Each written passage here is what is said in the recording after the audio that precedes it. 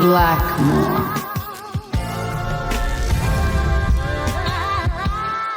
The fighting game community. FGC. These words barely describes of the emotional weight of what I feel when it comes towards not only these fighting games, but the community overall. The early 2000s to the 90s, like there were so many different documentary films out there, and some that actually were in film festivals too, that really shaped the entire scene. And I feel like shined a spotlight more onto us than anything out there.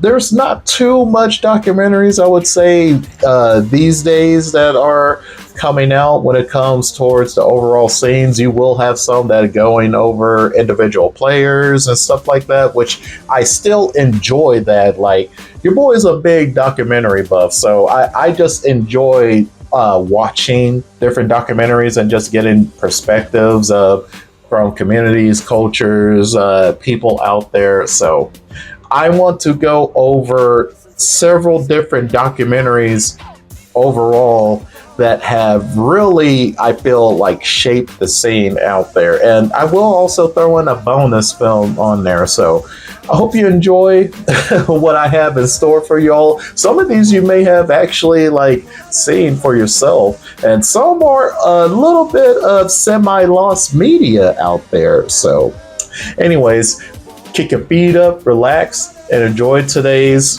video, y'all. Check it out. Before all the content creation and esport networks flooding the scene, I Got Next was our indie film. A love letter to a community that was still crawling out of the arcades and into the digital age.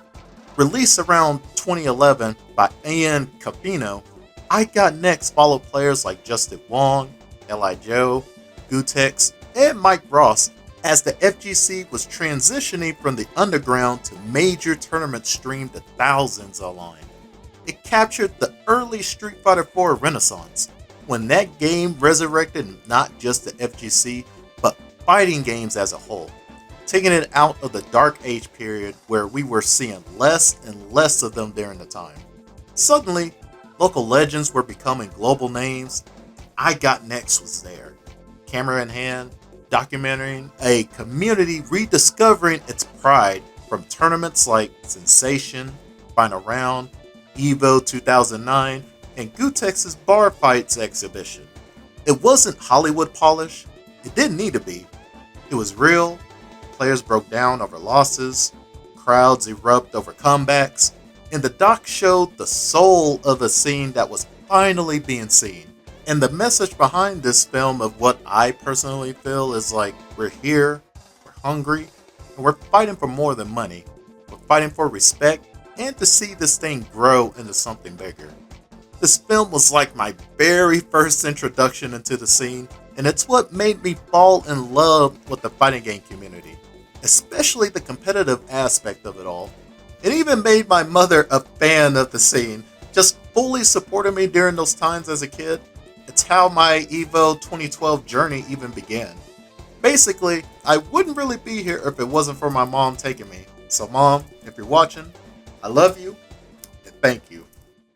Focus, the Mike Ross story, directed by Esteban Martinez, a wonderful guy who was still making documentaries and other projects for the FGC.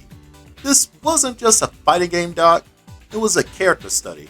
An introspective journey through the mind of one of the FGC's most beloved personalities. Mike Ross wasn't just a player, he was the people's champ. The doc dug deep into what it means to lose yourself in the grind, to go from having fun to feeling the weight of expectations. Through interviews and raw honesty, we saw how the FGC, fame, and competitive spirit can both lift you up and burn you out, along with learning about Mike Ross's upbringing, different perspectives from his father, brother, and friends out there. Where I Got Next celebrated the rise of the scene, Focus showed what happens when the spotlight is on you. It was a sobering reminder that behind every pop-off, there's a person dealing with self-doubt, pressure, and purpose, which is something we all can relate to. In the end, focus wasn't just about Street Fighter. It was about humility, about what it means to chase something you love and the toll it takes. Breaking past those barriers and self-doubt on yourself, which is how Mike Ross ended up securing his 4th place victory at EVO 2010. One of my all-time favorite players, same for my mom. So it makes me happy to always see Mike do well for himself, even today. Now, let's talk about the infamous King of Chinatown, directed by Calvin Theobald. It was an intimate window into Justin Wong's journey during the Street Fighter 4 boom. It went over his partnership with Triforce and Empire Arcadia, a relationship that was super controversial as it was defining for that era within the FGC. This doc wasn't afraid to show the grit of the grind, the politics, the travel struggles, the tension of balancing friendship, business, and ambition. But it also immortalized Justin Wong at his peak, the player who carried the East Coast on his back and defined clutch play. Every tournament was a new chapter in the story of a man who became a symbol of consistency, talent, and survival. The King of Chinatown wasn't just about competition. It was about the identity of the modern FGC, the mix of street hustle and esports dreams, old school loyalty, and new school opportunities. If focus was about vulnerability, King of Chinatown was about legacy, what it takes to be the face of a generation. This doc I've watched countless times. Same for my mother. As much flack people gave Triforce during these times, all the way till he removed himself from the community, I will say he helped so many folks that we grew to love. So I'm still going to give him flowers on that aspect and show off the stepping stones for gaming teams. Road to Evolution follows Clifford Brazier, aka Cliff Dog, a young fighting game player balancing school, family expectations, and personal loss while chasing his dream of competing at EVO. Cliff Dog gives us that perspective. Many of us within the FGC are spectators, avid fighting game fans, trying to transition over to being a great player. This documentary captures his emotional struggle to prove that gaming can be meaningful as he trains relentlessly despite setbacks and self-doubt. Through scenes of late night practice, classroom stress, and family tension, we see a portrait of resilience and purpose, step by step as he begins to discover himself as a player, but even overall finds his place. Over time, Cliff channels his dedication into Smash Bros. 4, where he finds new momentum as a streamer and content creator, transforming his grind into a platform for inspiration and connection, being picked up by a team, and making crazy upsets at tournaments. His story isn't just about one single tournament, it's about persistence, growth, and the spirit that defines the fighting game community itself. There's a Cliff Dog in all of us.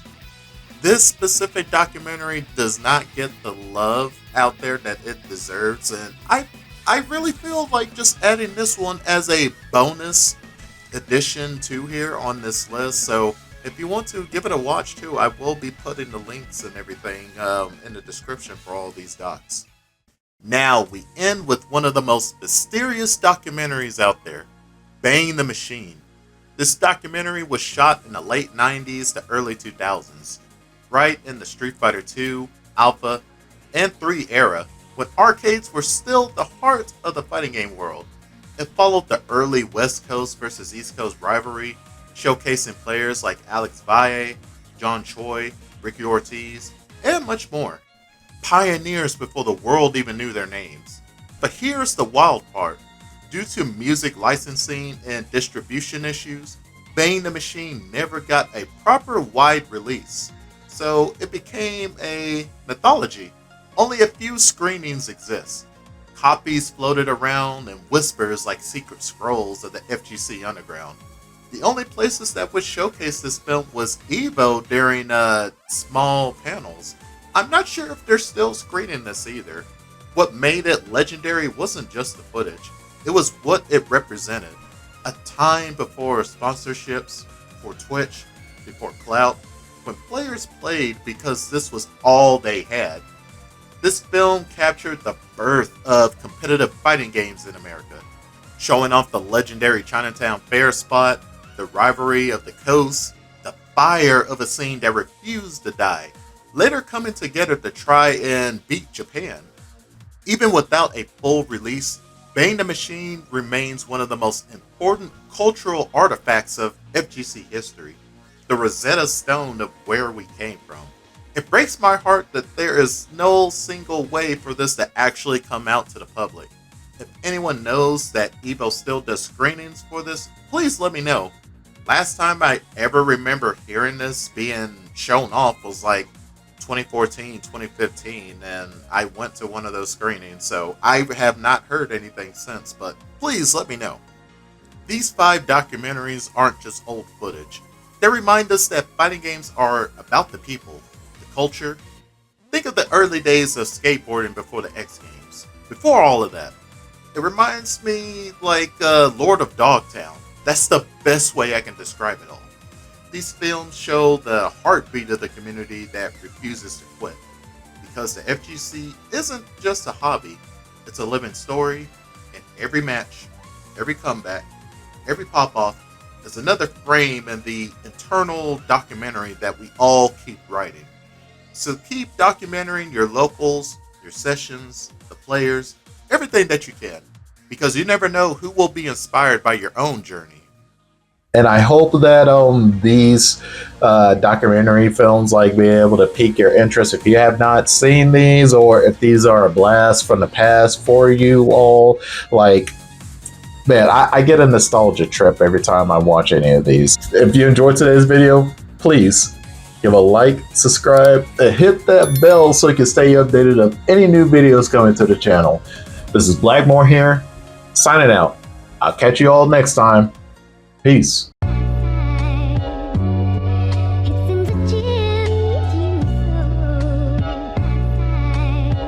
study of Kung Fu fighting is ongoing. Don't ever hope to master all of them.